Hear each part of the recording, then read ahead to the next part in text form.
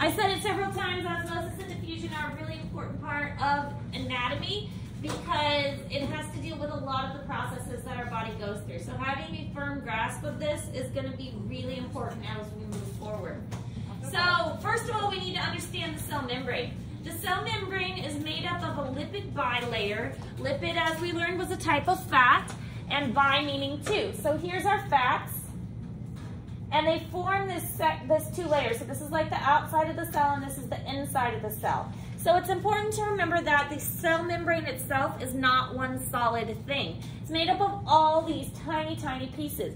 Because it is not solid, and it's made up of lots of little pieces, that means things can squeeze through there. Some things can just fit between the little lipids.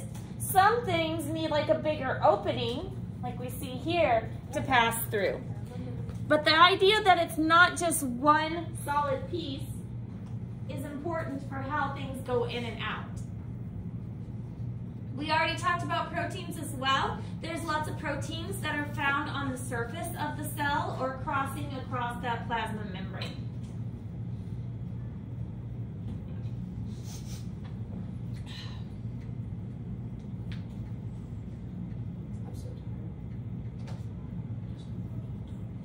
Yes. Did you say that tails on the lipid, whatever they're called, are those polar or not polar? So in this case, what we see happening is the heads of it are hydrophilic, meaning they love water. Oh, okay. And the tails are hydrophobic, meaning they're afraid of water. Mm-hmm. So that's why it lines up like this. All the tails are trying to get away, and all the heads are facing the water. Okay. A good question. All right, so the most important ideas is that it regulates movement, it protects the cell, and you don't have to write any of this down. It's just kind of introducing the idea. Okay. But transport is going to happen across the cell, and we want homeostasis again to take place. The cell wants to be balanced. If there's 5 oxygen inside the cell, then it wants to have 5 oxygen outside the cell. Again, it comes back to homeostasis and balance. So this you need to write down. Diffusion and osmosis are actually 2 different things. Diffusion is the movement of particles, so little things like sodium moving back and forth, potassium moving back and forth. And it moves from areas of high concentration to areas of low concentration. So this is called with the concentration gradient. So we'll look at some examples. But if we were to draw a cell on the board, here's our cell. If it has 1, 2, 3, 4, 5, 6, 7, 8, 9, 10, and there's only 1, 2, 3, 4, 5 out here, that is not balanced. So these little particles are going to try to go outside the cell until there's the same number inside and outside. That's called diffusion when the little particle is moving.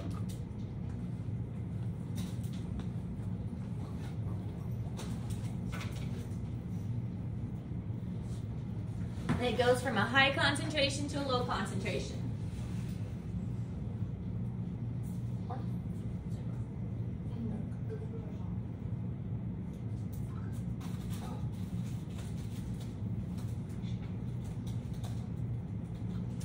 All right, so here we can see the same thing happening that I just described. We've got our cell membrane, and we've got a lot of things on one side. Well, this doesn't make the cell happy. It likes to be balanced. It doesn't like to have a lot of things on one side. So if the things are small enough, if those particles are small enough, they're going to diffuse to the other side, and they can sometimes just squeeze between these lipids until we have the same number, the same balance on each side. Now what's really kind of neat is that this happens naturally. We don't have to do anything. Our body just does this naturally. It's just something that occurs in nature. It's not even something that's in our bodies. It's just we can do this in the lab. If we have 2 test tubes and half of the test tube is really concentrated and the other half is not, and we put a membrane between them, we would see this happening in the test tube. So this is just a natural occurrence Nothing really causes this to happen, but we can even simulate it under different circumstances. So the thing though that's required for this to actually work is called a selectively permeable or semi-permeable membrane. That means that some things can fit through and some things cannot. The cell membrane is perfect for this because some things, smaller things, can fit through that cell membrane, but larger things cannot fit through that cell membrane. So if the particle is tiny, it'll fit through. If the particle is big like a sugar, it probably isn't going to squeeze right across that the phospholipid bilayer. It might need a little bit of help. So diffusion is the movement of particles. Osmosis is a little bit different. Osmosis is the diffusion of water. So water moving back and forth. And we'll talk more about osmosis in a moment because they are two different things. Osmosis Jones. That movie that we watched. I looked into it because every time we talk about osmosis, Osmosis Jones comes up. It didn't really seem like it applied a lot.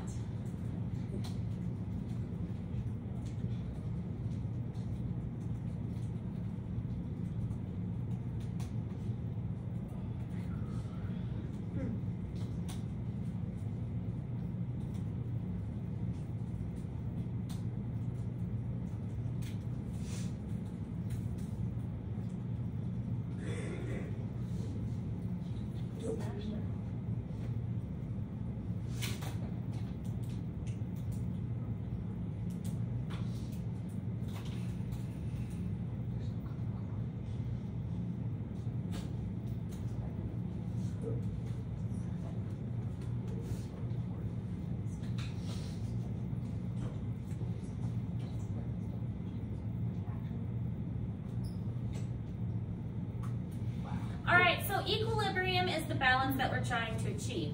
So equilibrium and homeostasis are basically the same thing. We're trying to achieve that balance. So this solution in this picture here, is this an equilibrium? No. No, because there is a lot of things on one side of that membrane and not on the other. So over time, it could become equal on both sides if that membrane allows for materials to pass through.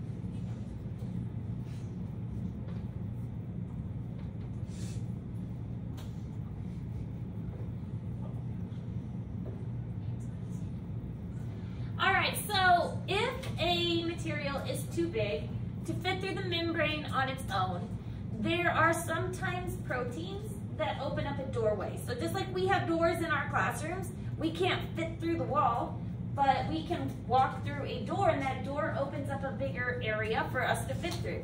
Same kind of idea with facilitated diffusion. With facilitated diffusion, there's usually a protein that's going to open up the door so that the larger molecules can fit through. And this is not going to require any energy. ATP is not used for this. It just opens up a bigger space. So this is still a passive process, no energy used. Diffusion takes place, but now we've just got a door, a protein that's helping it along, that's facilitating it.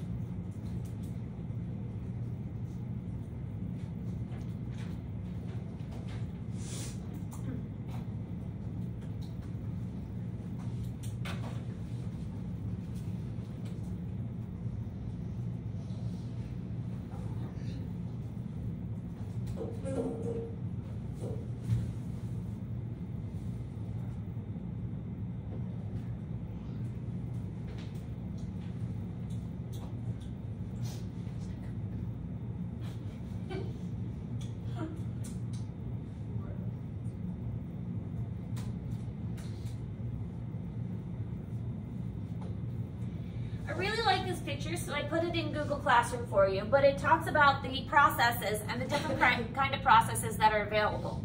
We have the passive transport. Passive means no energy is required. And then we've got straight up diffusion, where we just have the particles going straight across that membrane. Then we have facilitated diffusion. Here's our proteins that make a bigger opening so that the materials can pass through. Now this last one is called active transport. We'll talk about this in a moment. But active transport needs energy in the form of ATP in order to work. So with active transport, it's still getting things across that membrane, but now we're kind of shoving them through the membrane. We have to have a little push to get them from one side to the other. So active transport uses proteins as a pump to push things from one side to the other. It typically moves against the concentration gradient. So like we have our drawing here on the board, naturally things are going to go from high to low. Now we're taking these and we're pushing them to the inside by active transport, because sometimes the cell wants a higher concentration for one reason or another. It wants to have a lot of things on one side of that membrane. So it will use active transport and it will use energy to push more and more and more of those things to one side of the membrane. A good example is sodium and potassium pumps. Sodium and potassium pumps work with our muscles to help our muscles to contract, and they are actively pushing the sodium and potassium across the membrane in order for our muscles to operate the way they're supposed to.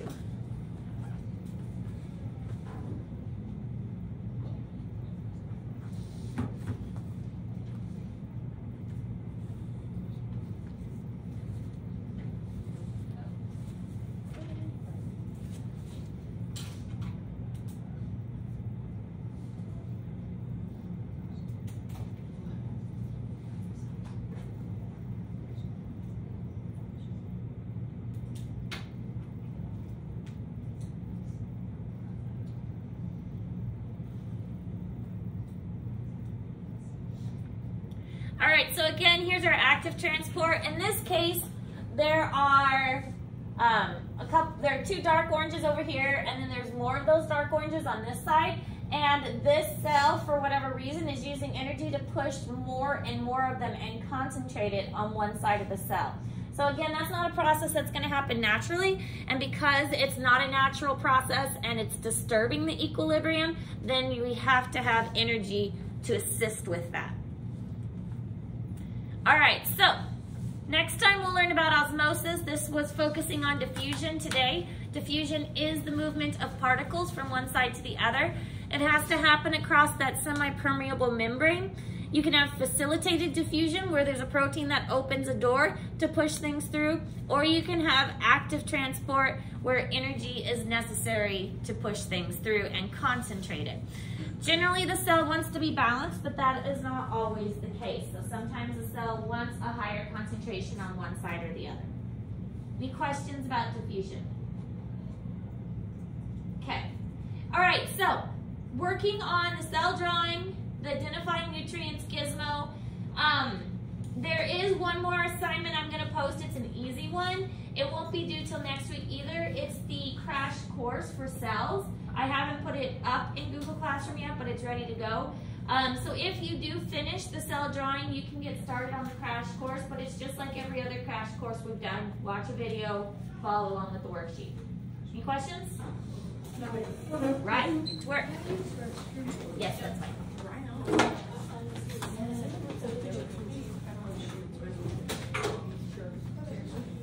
There's stuff in the bowl. See the babies swimming around? It looks so weird. I still need that puzzle.